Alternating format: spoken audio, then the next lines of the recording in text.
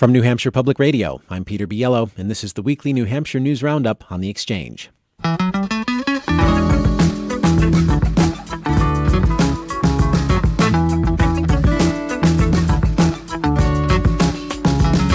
House and Senate budget negotiators strike a deal, but will Governor Sununu agree to it? Attorney General Gordon MacDonald gets close scrutiny ahead of his state Supreme Court nomination vote. And next week, Democrats take the stage for the first major debates of the campaign. But before they head to the stage, a few of them headed to the Granite State. These and other stories made headlines this week. We're going to talk about them in this hour. You can let us know if you have questions by emailing exchange@nhpr.org. With me today to unpack the week's news are Jacquelyn Benson, content editor at Citizens Count, Garry Rayno, author of Distant Dome, a series that explores the New Hampshire Statehouse from Manchester Inklink and indepthnh.org, and Dean Spiliotes, civic scholar in the School of Arts and Sciences at SNHU. Thank you, everybody, for being here. Thank you, Peter. Hey, Peter. So let's start with the budget. That was big in the news this week. Lots of twists and turns to get where we are right now, and more twists and turns to come. Budget writers in the House and Senate came to an agreement this week on a 2-year spending plan. The budget now needs to be approved by the full legislature before going to the governor. Here is Senator Lou D'Alessandro, the Senate's top budget writer. This is one of the best public documents that's been produced here in the last decade. And I say that without any holdback at all. This is a very, very good budget.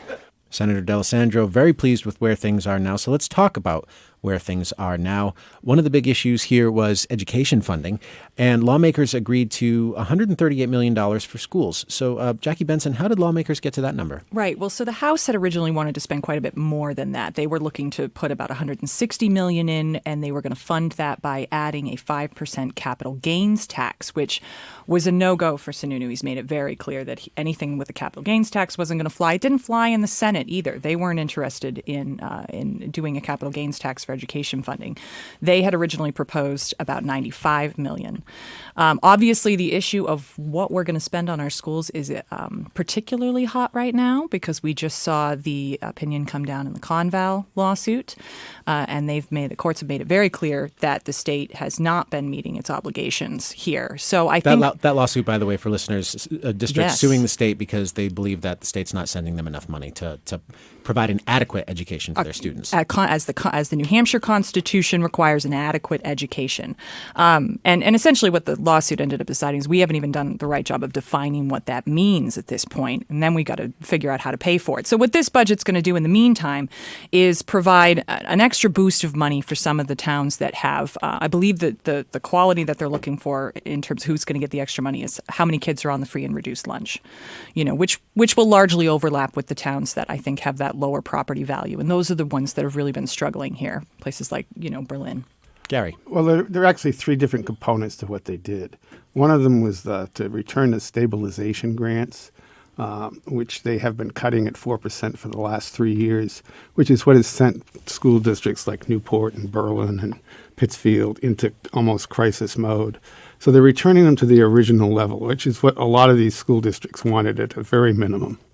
The other part is the disparity aid that she was talking about, which basically says if you have very low property values, which means that you don't have a lot of money or a lot of property value per student, then you're going to get more aid. And then you couple that with the poverty indicator, which is the free and reduced lunch. So that money will be directed to the property poor and the poorer communities who are having the most trouble.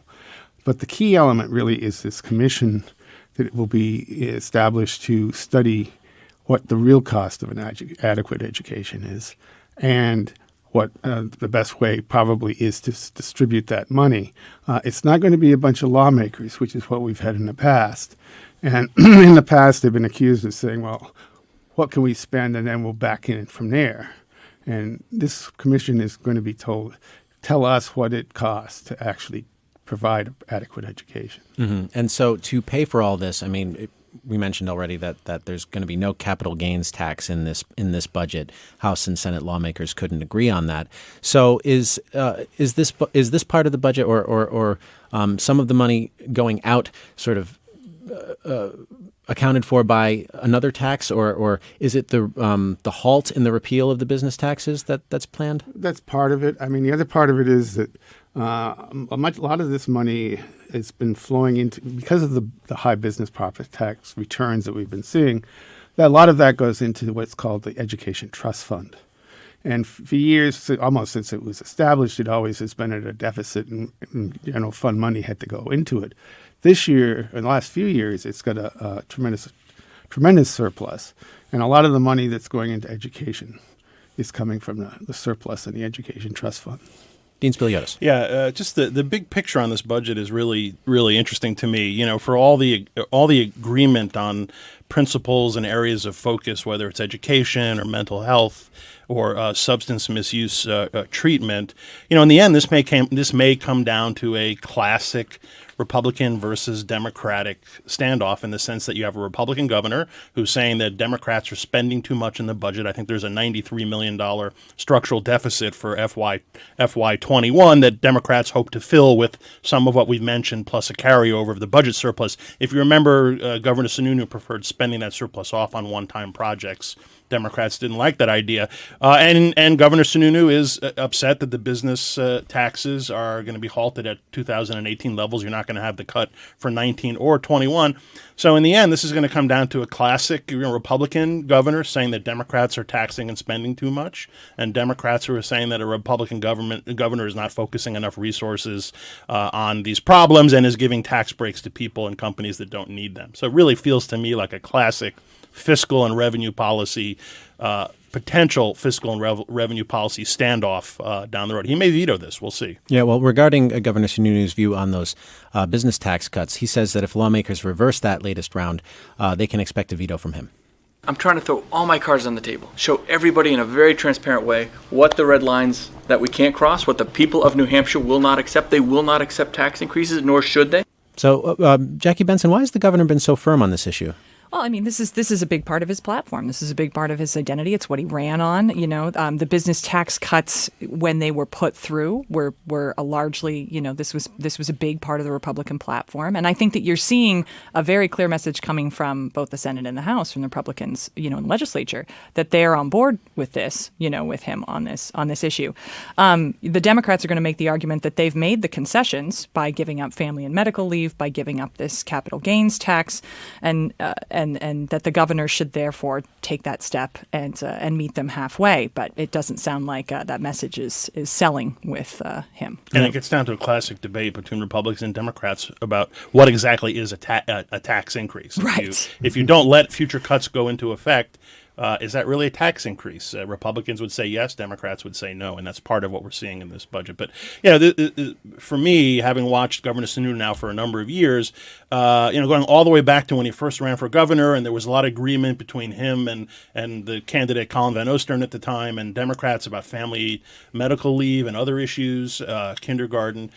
In the end, he has decided, I think for political reasons, and that's what governors do, to kind of draw a line in the sand here on this revenue issue, and so this could end up being the thing that the whole budget agreement hinges on. We'll see, but as you said, you just played that clip, and I've heard other Republicans saying the same thing. So it's a for all the agreement on principle and ideas that we've had between the two sides, this is coming back to kind of a classic election-style debate over spending and taxes. Well, Senator Dan Feltus was quoted in the press this week saying, look, I'm paraphrasing here, look, not everybody is going to get everything that they want. That's just how this is going to work. So the governor's drawn a hard line on this. Have the Democrats drawn an equally hard line on anything, to your knowledge, Dean? Well, I mean, that will depend on what happens if he vetoes it. We'll get a better sense of how firm they are on this. I mean, I think that they took out family medical leave, which Democrats did. Democrats did, for Governor Sununu. Yeah, right, which had been a key component of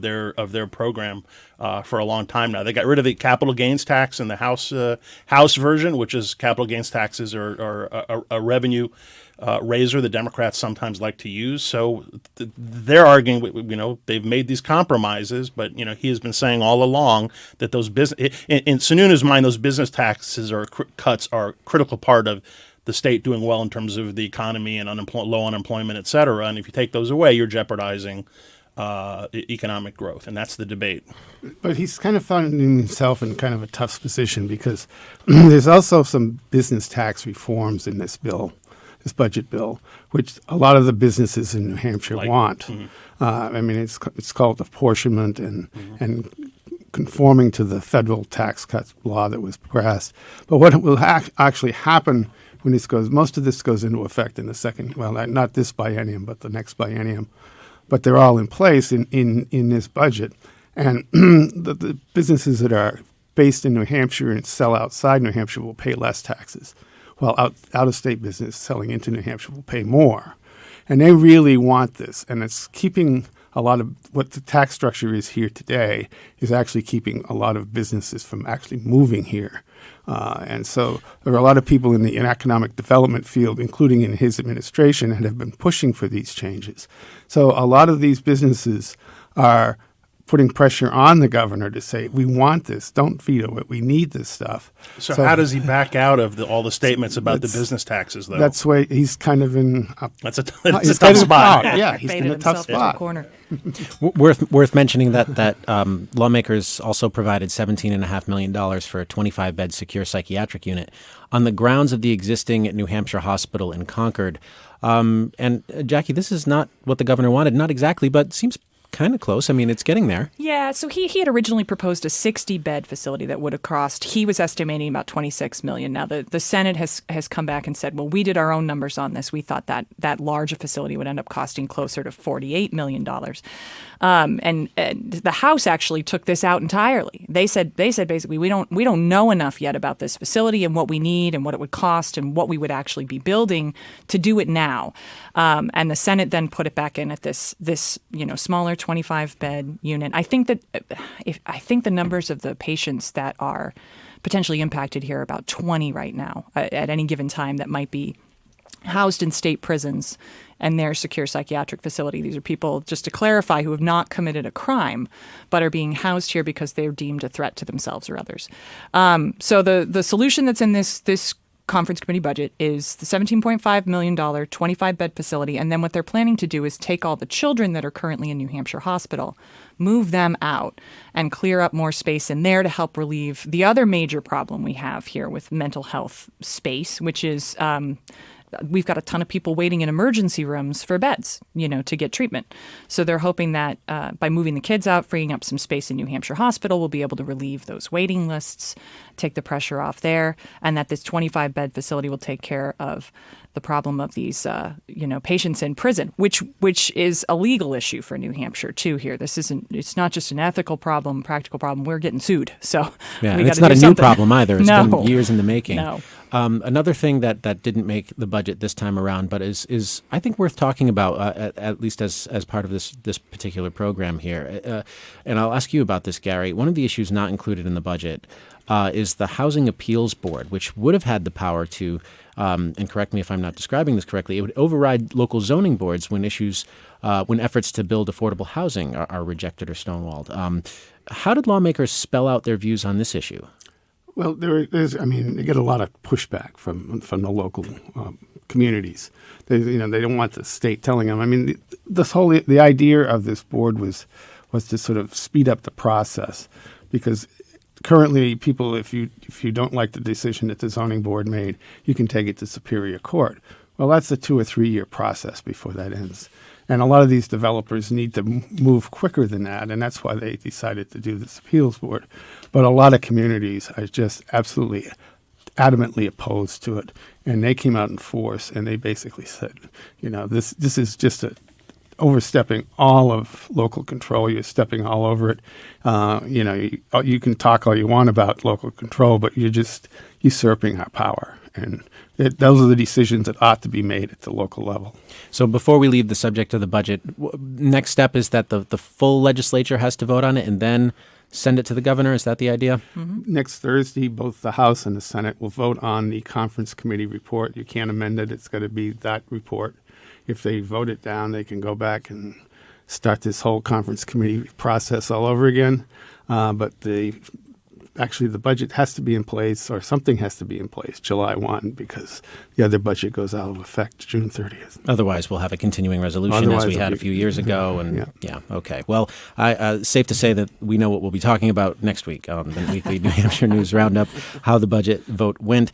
This is the weekly New Hampshire News Roundup. We're talking about the news of the week with our panel, who have been following the news and are here to provide their insights. Again, if you have questions, email exchange at nhpr.org. Wanted to talk a little bit about a few energy-related things.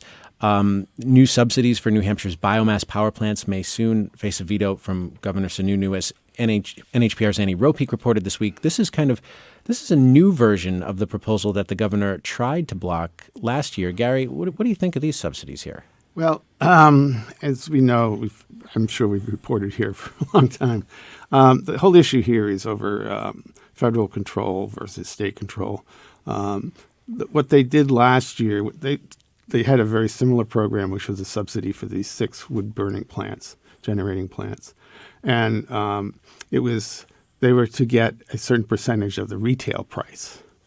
Well, the Federal Power Act says that the federal government controls retail wholesale prices, that the states do not have anything to say about it. So what the legislature did was basically violate the federal law. Is that for real that they violated the law, or is it still up for debate in the courts? It's up for debate. I mean, FERC was petitioned by a group called the New England Ratepayers Association to say that that's the case, that New Hampshire is not following the federal law. I mean, the bill was vetoed by Sununu and it was overridden. Well, the same people who wanted that, they come back with a thing called baseload renewable energy credit, so that it's not actually doing the wholesale issue anymore. We're talking about a credit, but it's basically the same thing. You're still talking about subsidizing these 6 plants. Mm-hmm. And I don't imagine that the governor is going to think this is much different than the last one. So will he just veto it, or sort of leave it alone and wait for the courts to decide, or? I'm sure who knows? But I suspect the way things are going right now, he'll probably veto it. Okay. Another issue worth discussing this week is another one reported by NHPR's Annie Ropeek, that a bill awaiting the governor's signature would set up an online system with individual and community level information about energy use. So Garry, I'll turn this to you again. Why do some see this as a beneficial thing for ratepayers? Well, this is being pushed by the consumer advocate Don Kreis. What it does is it allows people to see where their energy use is. You would be able to access that information from the utilities, and also on a community-wide basis. So you could look at that, and you could go take that information and go to like a weatherization company and say, well, how can I help cut down on my energy use? Or you could go to some other for like the smart thermostats and things like that, and be proactive out there to reduce your energy costs. And ultimately, if everyone was doing this, you would be limiting the demand on electricity at the peak time as much as you could, which would drive down demand. You'd need less energy for backup. You'd need less transmission and all that sort of thing. So is this a terribly controversial thing in the State House right now? Or the only thing that's somewhat controversial about it is that it would have this people think that utilities ought to make it available as just a matter of business, but the way this is set up, the consumers are going to be paying for it. Okay. Well, this is the weekly New Hampshire News Roundup on the Exchange. I'm Peter Biello. We've got a lot more to talk about today, including Medicaid and the work requirement, which is rolling out now and is a bit problematic for reasons we'll get into. Thank you very much for staying with us. We'll be right back.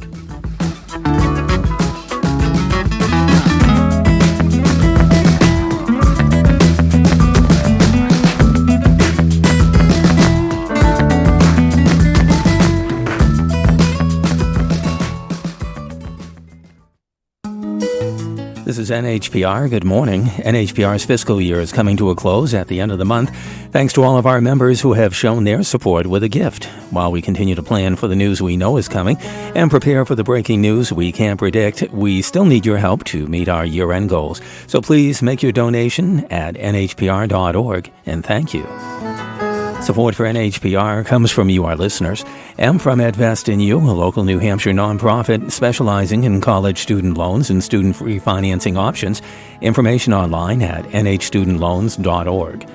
And from Compass Rose Private Investment Management, helping people map out their financial goals for more than 20 years on Chapel Street in Portsmouth and online at compassrosepim.com. Mostly cloudy, chance of showers today. High temperatures upper 60s to lower 70s. It'll be partly cloudy tonight. Lows in the 50s. This is NHPR. Monday on the program, we're talking about weather, specifically the people and systems behind forecasting the weather.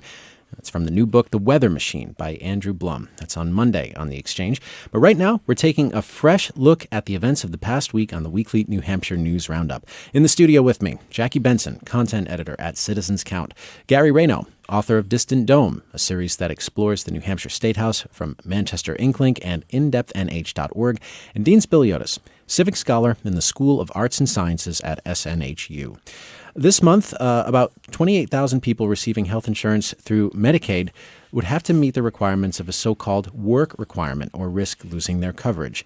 Lawmakers hammered out some details on this issue this week. But before we dive into that, remind us, Jackie, of what this work requirement is. Right. So expanded Medicaid, we might even need to just define expanded what that Medicaid, is. Yeah. Right. So Medicaid obviously is a federal state program to cover low-income people, offer them health insurance. Medicaid expansion was part of the Affordable Care Act that gave states the choice of expanding Medicaid coverage to people who made a little bit more money. They couldn't quite qualify for Medicaid. I think it's up to 138% of the federal poverty level. Federal government pays for most of it. Originally paid for all of it. We're now getting to the point where it's paying about 90%. The state has to pay, states are supposed to pay 10%. New Hampshire came up with a creative way of not actually spending any of the state's money on it. It's funded basically through insurance fees and hospital donations. So in order to get this thing was originally passed to last through 2018. And at 2018, it was going to expire. These people would lose their coverage. There was a bipartisan agreement at that time in the legislature that they didn't want that to happen, but you had to get both sides on the table with a plan to expand it. And the deal they ended up coming up with was a work requirement that Republicans would agree to extend Medicaid expansion, keep that program going, if we would require that people who are participating in it work 100 hours a month. And by work, that's a broad term. It means you could be working, you could be volunteering, you could be going to school, you could be doing job training programs. And there's a bunch of exceptions for people who have, if you're taking care of small children, if you're in substance abuse treatment. So, This program had to get approved by the federal government. They said okay, but they made some changes to the program that we had sent them, which the Democrats now, who are in control of the legislature, said this has now become too strict. We're concerned that we're going to get a whole bunch of people who are going to get booted out of their health care coverage. So they were looking at either repealing the work requirement entirely. There was a bill to do that. That got shot down. Both the House and Senate liked the idea originally of a bill that would end the program if more than 500 people lost their coverage because they weren't able to comply with the rules. That part was debated this week, but didn't actually make it to the final. Didn't make it in, right. So what ended up making it into the agreement that they came to was essentially giving some leeway to the commissioner of the Department of Health and Human Services to make a call that this program should stop, that the work requirement should be ended if any of a number of conditions are met that really come down to them not being able to get in touch with everybody. The department's really been struggling to actually get people on the phone. They're writing to people. There's some stories about contradictory messages going out. They're getting a lot of complaints from people who say, I don't understand how I'm supposed to indicate I'm in compliance with this thing. So if they're not able to reach people, if people are getting kicked off the program, if you're seeing more people in one region of the state who are unable to comply with it because there aren't jobs available or volunteer opportunities or job training opportunities available. So that's what they've ended up the commissioner will have until middle of 2021 to make a call, basically, and say, this isn't working, I'm suspending the program. Recently, NHPR's Jason Moon was reporting on how complicated and confusing the rollout has been. Here is Robert McLeod, CEO of Mid-State Health Center, on what he's hearing from people who are trying to fill out the paperwork and report their compliance to receive coverage. we have a lot of people that are self-employed or people that are taking care of family members that are finding the reporting to be rather daunting in how to access the system that they can so they can maintain compliance. A lot of people are telling us that it's so difficult, at least from their perspective, that they just simply are saying, we're dropping out, we can't deal with this, it's too complicated, I give up, I can't do this. And that's the fear on some lawmakers' part, right? That if it's too complicated, so many people will drop out, as we've seen in other states, and that'll really compromise the whole law. Yeah, the actual implementation of these kinds of work requirements have been really problematic. We've seen it in Arkansas.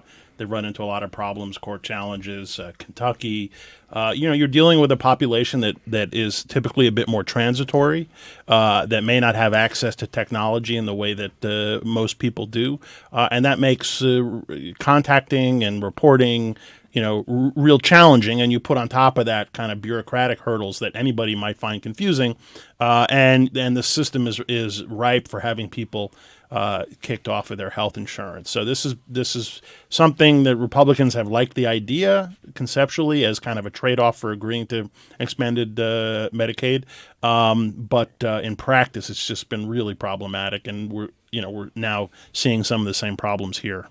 I mean, it's been so problematic contacting people. I mean, it's 40% of the 50,000 people, 20,000 people they have not been able to contact to let them know that these requirements start kicking into place on July 1. And that's really the reason this is being driven the way it is now, that the Republicans are also that was a bipartisan agreement that they came to on this with Jeb Bradley on the conference committee. And I mean, the reason is that what do you do with these 20,000 people? Part of the problem is that when you call up these people, you get to like the third question, and it's like, what's your Medicaid number? Your ID number, yeah. And that's when the phone goes down. Everybody thinks scam. And so I'm not going to answer this question. And so they're having this problem too. And I mean, you think about actually, because there's so many of these people who are on expanded Medicaid actually work anyway. I mean, it's not like there's only 20%. I mean, it's more like 70 or 80% of these people already have a job. And there are a lot of people who would be exempt because of their caregivers or various reasons. They're in treatment or whatever. So, I mean, the real number that we're getting here that they really can't contract that may be at issue is probably pretty small. But unfortunately, they have the number of 20,000 that they just have not been able to reach. Mm-hmm. And that becomes a real huge problem when you decide you're going to go forward or not. The other issue is uncompensated care, and that's a big concern too. Uncompensated care, Jackie? Yeah, so I mean, there's a reason that the hospitals are willing to kind of put some money in the pot for Medicaid expansion, and it's because the more uninsured people you have, the more you have seeking treatment from hospitals who, lacking insurance, aren't able to pay for that treatment, and that ends up costing hospitals a lot of money. So the hospitals don't want to see an increase in the uninsured population in New Hampshire, and I think that's part of what drives this as a bipartisan agreement. Besides just human interest, is it makes more economic sense to have these people have folks have health care coverage up front, rather than people are going to get sick whether they're covered or not, and the hospitals can't turn them away when they're showing up in the emergency room. Mm-hmm. So is part of this made more complicated by the fact that like they're trying to both unroll or roll out this work requirement and change it simultaneously? Well, I think it's changed out of necessity. It's not like, I mean, can you imagine 20,000 people getting thrown off this program, showing up at the emergency rooms of hospitals? I mean, well, that's how many people got thrown off in Arkansas. And that's a huge state. And that's just, I mean, it would be just a horrible situation, and these hospitals would see their costs go sky high. I mean, that's why we're talking about it in the terms we're talking about it now. Yeah. Mm-hmm. Okay. Well, a couple other things we should talk about in this part of the program. A couple of bills having to do with New Hampshire's right to know law headed to Governor Sununu's desk. Ethan DeWitt of the Concord Monitor wrote about it this week. One bill would add a requirement for public officials to explain in writing why they're denying records that, the public or journalists request. Garry, you have experience with right to know laws, and I've filed my share of requests as well, and I assume that was already standard. You usually got a response that cited the exemption that said why they were withholding, but does that happen less often than I imagine? Well, some agencies are exempt from that actually, but the real problem is that they can give you a document which is like totally redacted, for example, and never have to explain that. Why it's redacted. Not say this is blacked out because of Section X, Y, A, whatever. and Z. Yeah. And so they're trying to clarify it so that whoever is in charge is going to tell you why you can't have it or why this has been done, as opposed to here it is. That's all you're going to get. Mm-hmm. Okay. And so was that a relatively uncontroversial change, or? Yeah. I mean, it depends on. I mean, this is just such a hit and miss issue. I mean, it depends on who you're dealing with and where you are and what, from town to town, it varies. From what town and city you're requesting information. It really varies so widely. Yeah, and the other bill, according to the Concord Monitor, would eliminate costs and fees associated with preparing documents that aren't copied. So let's say you're a journalist and you request stuff. If it's copied, they have the right to sort of charge you per page a certain amount. But if it's not copied, or maybe if they're giving you just a disc or a flash drive or something, they, according to this bill, Garry, they can't charge you anything, or some communities were charging people for their somebody's time to go through and gather the information. And even to put it on a disc, and they were charging hourly rates, if you will, for that sort of stuff. And this will stop them from doing that. Okay, and part of the issue here is that there is a legal distinction between fees and costs. Costs, and then what this does is it basically does away with costs. You can charge a fee for something, like for the copy, but you can't charge the cost of providing or gathering the information, if you will. Mm-hmm. But will you be able to provide a fee that is larger than the actual cost of making the copies, the paper? That might be next year's bill. They could just start a higher flat fee for any kind of research. Well, and I think it's worth mentioning another issue here that's actually, these are, on their way to the governor's desk. One that didn't get resolved this year was the question of creating a right to know ombudsman, because another cost that can be involved with people pursuing right to know, trying to get information about stuff is if they're denied, the only recourse they have is to go to court, which is expensive. It takes a long time. So there's been a lot of discussion about creating an ombudsman's office that would be a more affordable option for people who are trying to say that they were unfairly denied access to information. And that got tossed around in the legislature and got shot down for a couple different reasons. There was disagreement over what the fee would be for submitting something to that ombudsman. There was disagreement about how much that person should or could be paid. And as far as I know, I think it ended up with there's a provision that will allow for an ombudsman position if somebody will volunteer for it. I believe is where it landed. Is that do other states have right to know ombudsman for their right to know requests? I'm not actually sure. I don't know either. Yeah. If any ombudsmen out there are listening, please let us know. We'd love to know if you are the ombudsman for right to know in your state.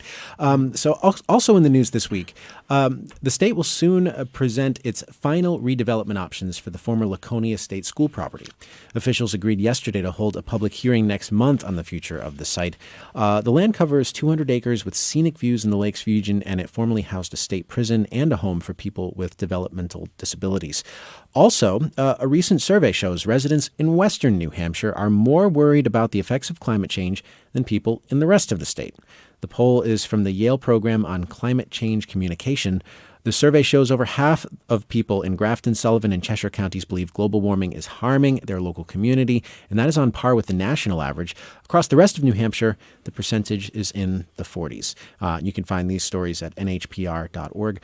Also in the news this week, more than 100 lawyers have signed a letter supporting Attorney General Gordon MacDonald's appointment to the state Supreme Court, but some have expressed concern about his background working with former Senator Gordon Humphrey and Florida Senator Marco Rubio, both of whom to certain degrees have opposed abortion rights. Dean, your thoughts on this concern? Yeah, This was back in the 1980s. Gordon MacDonald worked for former Senator Gordon Humphrey, very conservative senator, involved in some legislation restricting abortion rights. And then I think in 2016, MacDonald was a delegate for Marco Rubio in Florida, I think. So, he's had some connection there. I don't know that this was sort of a key part of Governor Sununu's decision calculus. Sununu's pro-choice, correct? So I don't know how much this was. I don't know that this was sort of a key focus of his. But it is true that abortion rights and the whole issue with the Supreme Court and the potential overturn of Roe v. Wade has become a very salient political issue again nationally. And I guess the thinking there is if Roe v. Wade is overturned and then abortion becomes a state level decision, that could have some impact potentially on the Supreme Court. But yeah. It's in the mix. It hasn't been kind of at the front of that. And generally, you mentioned the 100 lawyers. Some are Republicans, some are Democrats. He gets pretty good reviews. Yeah. But the only other criticism I've heard of Attorney General Gordon MacDonald is that he's never been a judge before. Right. Mm-hmm. Right. All three of the people that Sununu has put on the court, including MacDonald, have no judicial experience at all before they were put on the court. And particularly, having no judicial experience and to be the Chief Justice of the Supreme Court, you have to go back a long way to find somebody in that position. Also in the news this week, New Hampshire state prisons are expanding medically assisted treatment for alcohol and opioid use disorders. The federal state opioid response grant program will provide $2 million as part of a focus on improving treatment and recovery initiatives. Why, Jackie, have prisons been looking at incorporating medically assisted treatment into their recovery and treatment plans? I believe the main reason is just that there is a high rate of overdoses when people are released. So part of this is trying to get people into a more stable place before they're let out, because when they get out, then they can get access to drugs again, and then you end up with a bad situation. So I believe that's the main motive here. Mm-hmm. And Helen Hanks, Commissioner of the Department of Corrections, spoke to NHPR's Sarah Gibson about how this will work, and she addressed some concerns. She says that 70 to 80% of men entering prison claim to have a substance misuse disorder. So it's nurse administered and officer observed, and what that means is the nurse administers the med and the officer does an appropriate mouth check, and we're going one step further and requiring people to sit and wait for a period of time up to 15 minutes, and then doing another mouth check. Because it is important to understand, as much as we're adding buprenorphine to our formulary, we also combat the introduction of it as a contraband item into our prison facilities. So we're respecting that it's a community standard, but we are also respecting the fact that it's one of the most trafficked drugs that's being diverted from the community into corrections. So it's this really struggling balance of trying to move medication-assisted treatment forward, but acknowledging that we need a diversified set of medications to continue to help people who are ready to deal with their opioid use disorder. That's Helen Hanks, Commissioner of the Department of Corrections, talking about the delicate balance it takes to provide medically assisted treatment for substance use disorders in prisons. Yeah, and you heard in the quote right there, she mentioned contraband. One of the reasons why they're going to provide it in a controlled environment is because I believe it's one of the most frequently smuggled drugs smuggled into the prison system. So they're already dealing with it. Their view now is it's better to do it in a controlled way, starting first in Berlin and then expanding to the Concord prison. This is the weekly New Hampshire News Roundup on the Exchange on NHPR. I'm Peter Biello. Coming up after the break, we'll talk about hiking, specifically hiking deaths recently and folks getting lost and having to be rescued on the mountain. We'll talk about that. We'll talk about the man who was charged with voting twice in the 2016 election. We'll also talk about the coming election and the candidates for president who have made their way to New Hampshire in the past week. Thank you very much for listening. And if you have questions about the week's news, you can send them by email. The address is exchange@nhpr.org. I'm Peter Biello. We'll be right back.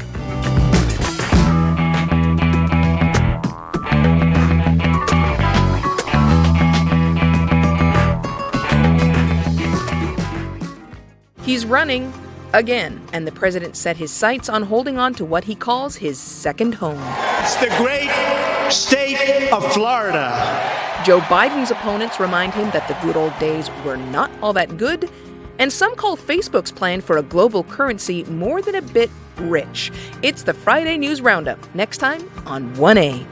That's This Morning at 10 here on NHPR.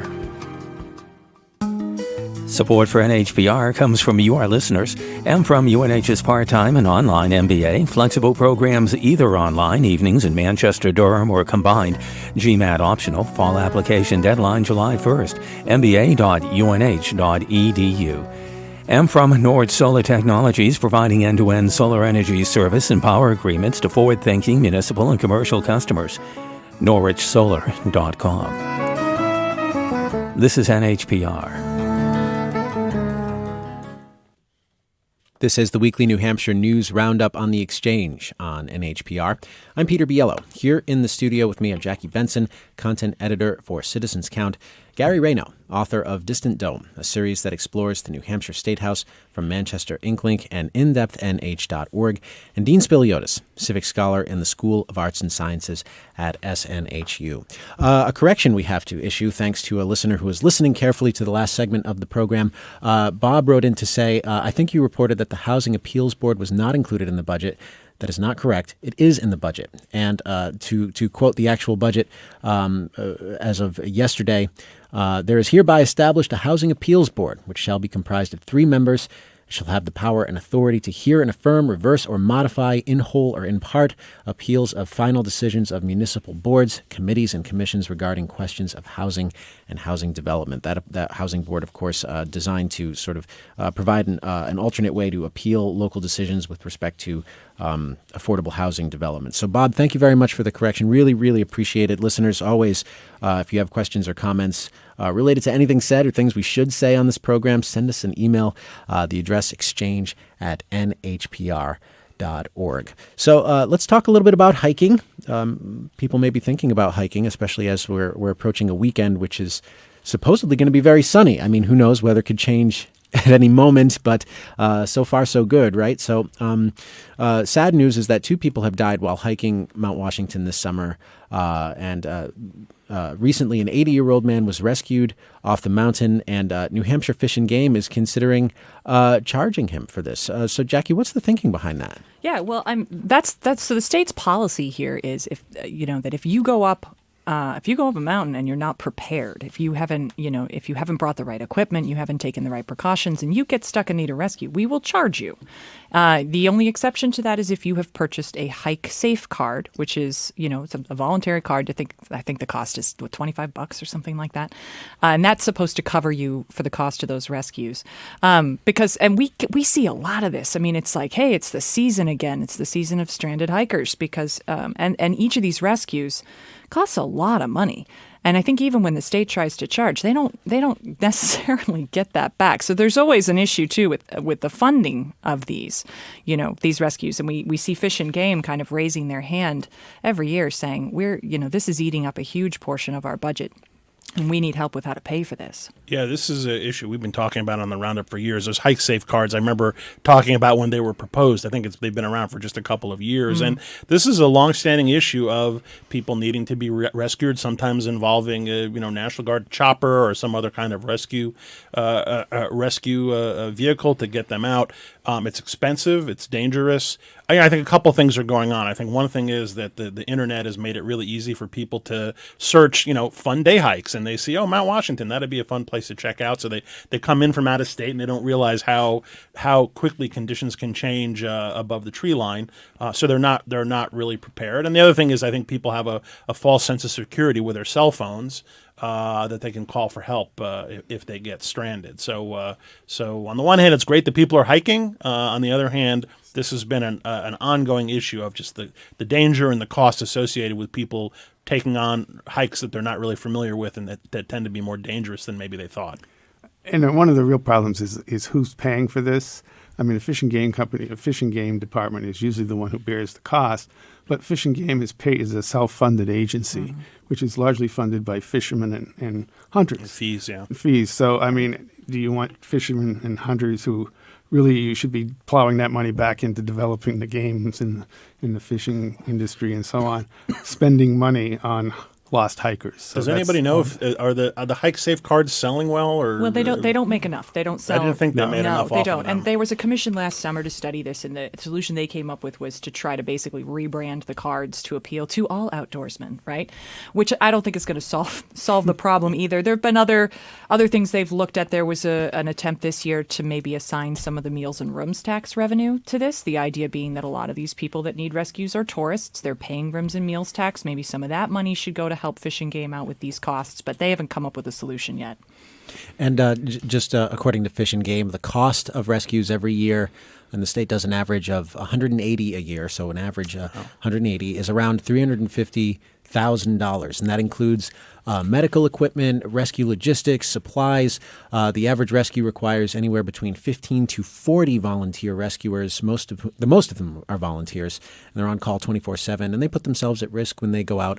Also worth noting, right, that if you go out and you need a rescue, you have to also be determined negligent, right? Like you had to have done something wrong. It wasn't some sort of freak weather accident, for example. Right, yeah. If you went up there and they deemed it, like you did the proper preparations, you had the equipment, and something just went wrong. Like if you're properly equipped and everything's great and you break an ankle, which could happen, they're not going to charge you for that, And I don't think they want people to hesitate to call for a rescue if they're stuck, But this question of how to pay for it is real. And I think the state's trying to find a way to get the message across here that, like Dean was saying, these hikes are no joke. Mount Washington is not a forgiving environment. It can turn on you real quick. So people just need to do their homework and be prepared before they head out. Have you hiked Mount Washington? I did, and I wasn't prepared. And thank God somebody came and picked me up at the top. I was like, ugh. Really?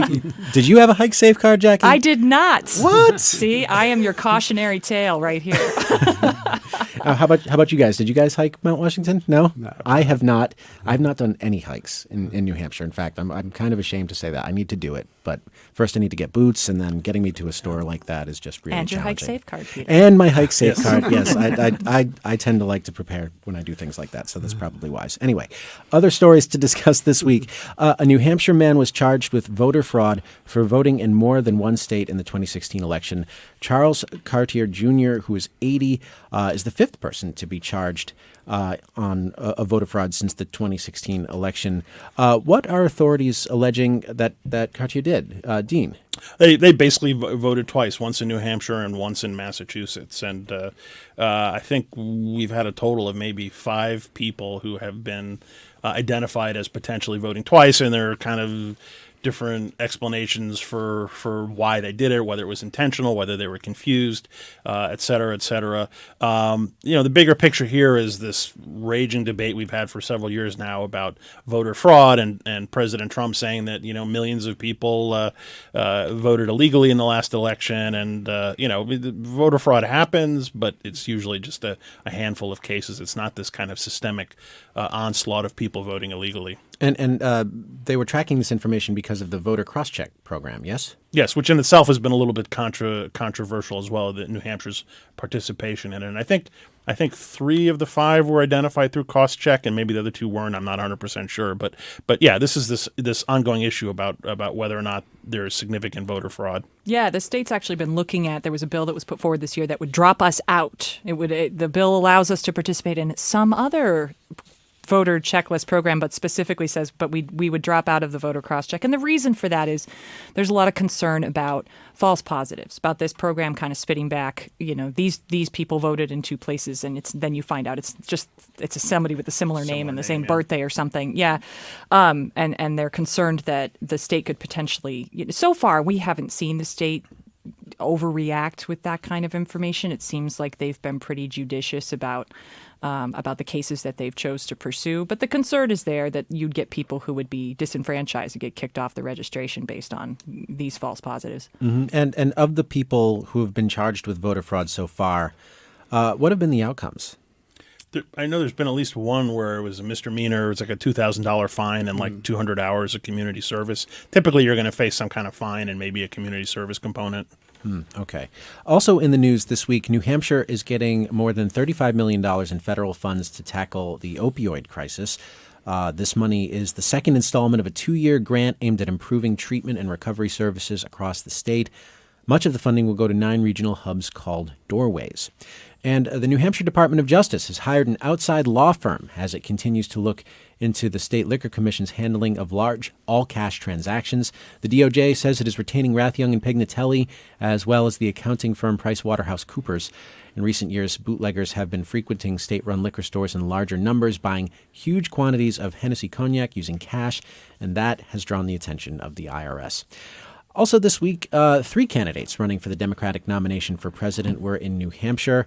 Elizabeth Warren, senator from Massachusetts, author Marianne Williamson, and Seth Moulton, U.S. representative from Massachusetts. So let's hear from Warren. She visited with voters in both Manchester and Windham. When I was a girl, the question asked in Washington when they were setting the minimum wage was, what does it take a family of 3 to survive? What does it take a family of 3 to get a toehold in America? A chance to be able to build something, to go somewhere. Today, the question asked in Washington is, where do we set the minimum wage that maximizes the profits of a bunch of multinational corporations? Well, I don't want a government that works for a bunch of multinational corporations. I want one that works for our families. So that's Elizabeth Warren speaking during a house party in Windham this past week. Dean Spiliotes, your thoughts on Elizabeth Warren's message? Sure. I mean, she's been having a bit of a moment in the polls. She's been on the rise. People had she got in really early, if you remember, back in late December, and it really kind of jump-started the whole presidential primary a little bit earlier than maybe we expected, and then she was down a bit, and now she seems to be surging back in particular as an alternative to Bernie Sanders. For challenging Joe Biden, so she's getting a lot of attention. You mentioned Seth Moulton, congressman from Massachusetts, war veteran, pretty young guy. I think he has a new child. So he's right around 40, maybe late 30s. Got into the race a little bit late. But is kind of making a national security case for his presidency. You mentioned Marianne Williamson, a well-known, people call her a self-help guru or somebody who's focused on healing and mindfulness, et cetera. She's had, I think, 4 New York Times bestsellers and has a big following. She and Elizabeth Warren will be on the debate stage next week in Florida. We should also mention Steve Bullock, the Montana governor, who's here, I think, right now or is just arriving for the next days. Also, next few days, he's also a late entrant. Won't be on the debate stage, but will be in July. Seth Moulton, I can't recall if he's going to be on or off. No, he's not, and he actually he talked with WMUR about. Despite not being on the debate stage, moving forward in the race. Yeah. I would not be in this race if I didn't think that as a young combat veteran, I'm the best person to go up against Donald Trump in a race that I think is going to be much more difficult than many Democrats believe.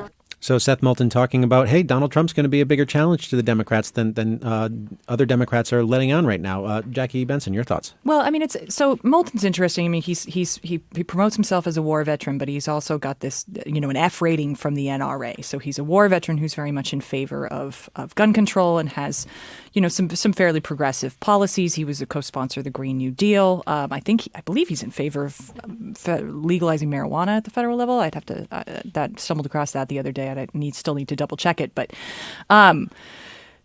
the question of whether he's the one to take down Donald Trump, I think, is another matter. There's been a lot of talk in the Democratic Party that we're not necessarily looking for a young straight white guy, here, or an old straight white guy. That we're seeing a lot of candidates that are bringing different perspectives to the table, and Moulton doesn't seem to have been getting the traction that he would need in order to make him viable as the challenger of Trump. Yeah, it is interesting the way that the kind of the whole context of the Democratic primary has really changed. You reference this increasing focus on issues of diversity and inclusion. There are a number of candidates in this field who 15 or 20 years ago, you look at some of these Western state governors, whether it's John Hickenlooper or Steve Bullock or even Jay Inslee out in Washington State, where they would have been the go-to guys, and that's just not the case now. It really has changed from the days of, say, Bill Clinton would be kind of the archetype of that, or even Jimmy Carter going back a little bit earlier. Worth mentioning, too, since we brought up Marianne Williamson, is that she was also asked about vaccines on ABC's The View yesterday, where she said that public safety must come first. But I also understand that we must have a balance between public safety and the individual issues of individual freedom. And she sort of questioned a little bit the idea of vaccines and used the word draconian with respect to vaccines. She walked that back a little bit, but is that permanently damaging, something like that, in this campaign when voters have so many choices? Yeah. I would argue that I don't think Williamson's base have a problem with that statement. I think that she has I think among her following, it's not going to raise too many. In fact, I think it's going to resonate with a lot of them. The issue of vaccines. We see Citizens Council will do a lot of kind of public discussions of issues like this. People get very emotional, very strong opinions, and there's a lot of separating the wheat from the chaff of misinformation on this is a constant process. I think that for people who aren't part of her base, it's going to raise some eyebrows. But so did the fact that she wanted to create a Department of Peace when she got elected. Mm-hmm. One last story to talk about this week, very important story, which is that Governor Sununu signed a bill into law recognizing Juneteenth as a state holiday. Jackie Benson, what's Juneteenth? So Juneteenth, this came out of the Governor's Advisory Council on Diversity and Inclusion, which was formed a couple of years ago. It was one of the recommendations they had for basically, trying to encourage and make New Hampshire a more welcoming place for people of color, because as we all know, we're really white around here. And it's been an issue for the business community. They've been making the point that they want to encourage more in-migration and more diverse in-migration because with our low unemployment rate, we're looking for more workers. We're looking for more skilled labor. So Juneteenth is the date. It's supposed to commemorate the date that that the black residents of Galveston, Texas learned that the Emancipation Proclamation had been signed, and they learned that they were free.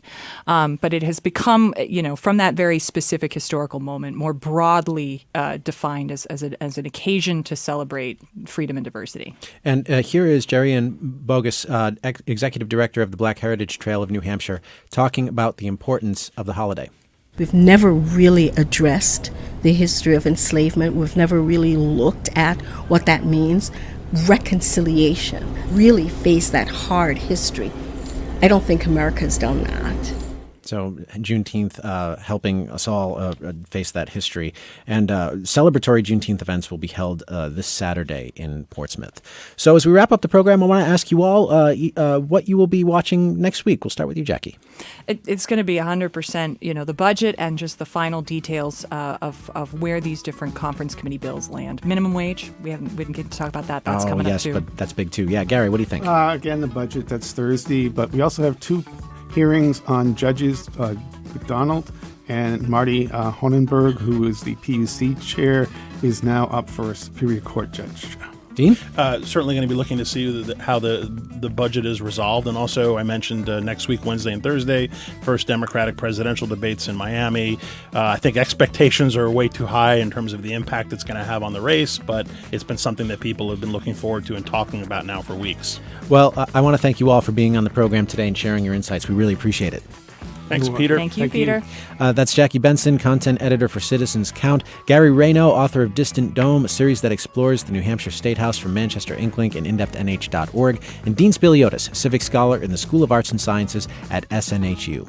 And that is it for today. But remember, the conversation continues online on Facebook and at NHPR.org. The Exchange is a production of New Hampshire Public Radio. The engineer is Dan Colgan. Our senior producer is Ellen Grimm. Michael Brindley is our program manager. Our producers are Jessica Hunt and Christina Phillips. Our public radio fellow is Ali Oshinsky. Rebecca Lavoie was working the cameras today, and our theme music was composed by Bob Lord. I'm Peter Biello. Thank you very much for listening, and enjoy the sunshine this weekend.